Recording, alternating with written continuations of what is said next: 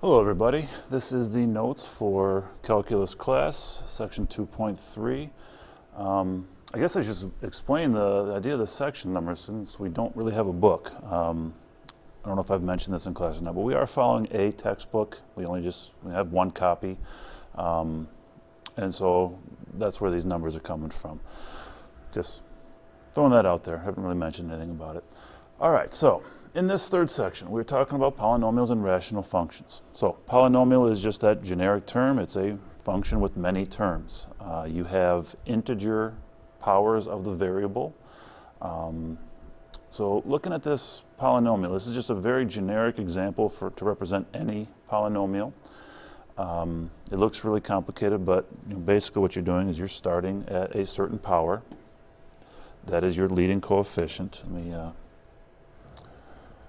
do this in red so it's easier to see in the notes. So that leading coefficient, that is your highest power of the variable x. This a sub n right here, that is called your leading coefficient. That cannot be 0, otherwise you really don't have that term there. And then you start decreasing the powers of the variable by 1. So, for example, if we had x to the 4th, the next term could be an x to the 3rd. That's this n minus 1 idea. And you keep on going until you get down to the last term, which is just a constant that doesn't have a variable. Okay? So that leading coefficient, that can't be 0. Any of the other coefficients certainly can be 0. In this function on the upper right here, x to the 4th plus x cubed, you could have no x squares, no x's, and just go right to a constant, or not have a constant. Okay? Just the leading coefficient can't be 0. So when we talk about the degree of a polynomial, that is the largest power of the variable. So polynomials have certain properties. Let's talk about this first property. It says polynomial of degree n can have at most n minus 1 turning points. Okay, when we say that phrase turning points, basically what we're talking about is as you read the graph left to right, the graph changes from increasing to decreasing. So basically it goes up and then down. That's a turning point. If it's going down then goes up, there's another turning point.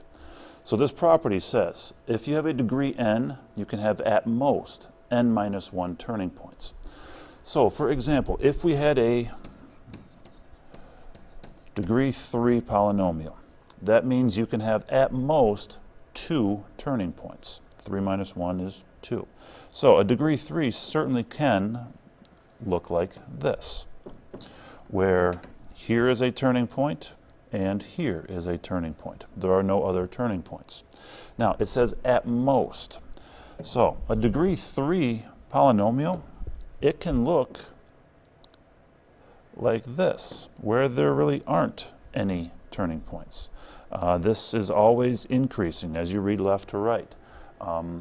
Which is fine. It says it has at most, meaning it's not going to have any more than.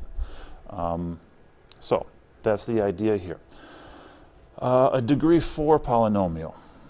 If we go with a degree 4, it can look very similar to a parabola, so it only has the 1 turning point.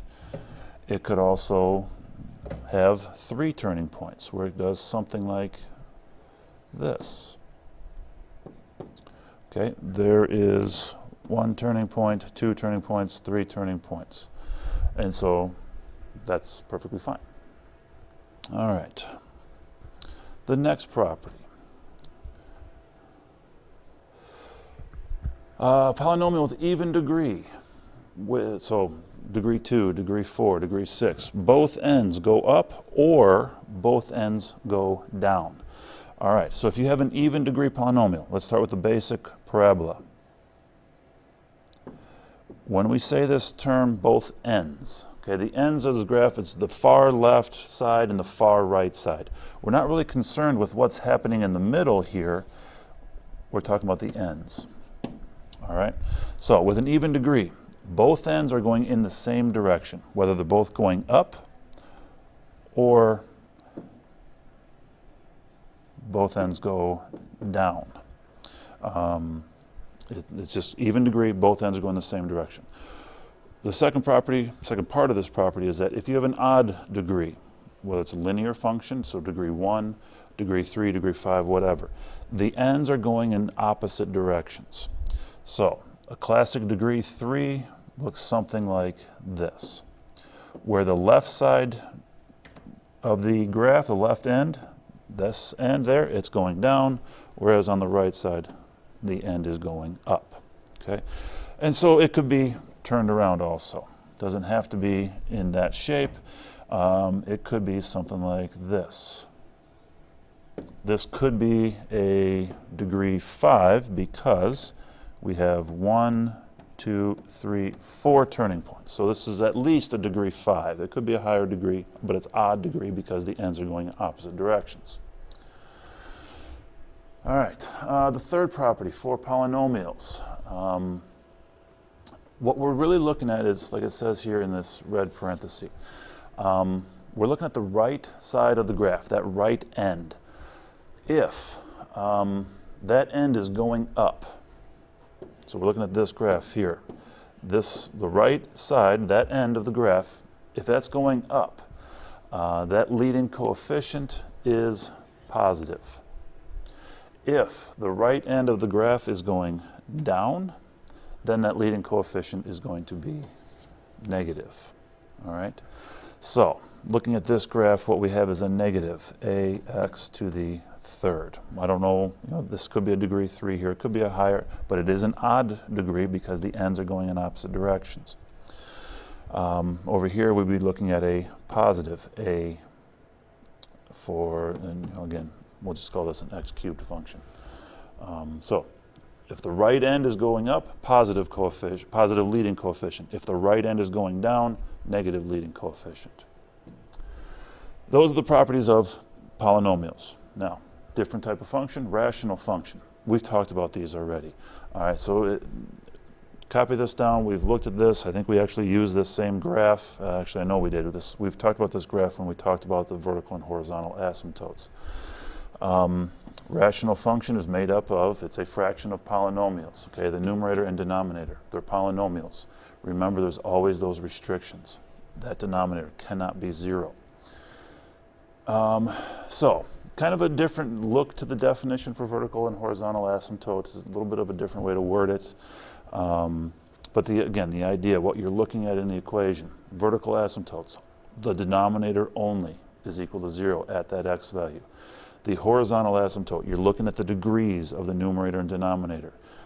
If the numerator and denominator are the same degree, your horizontal asymptote is at the leading coefficients. If the degree of the numerator is smaller than the degree of the denominator, you have a horizontal asymptote at y equals 0. Okay, we've talked about this several different times now, so I'm not going to spend too much time here.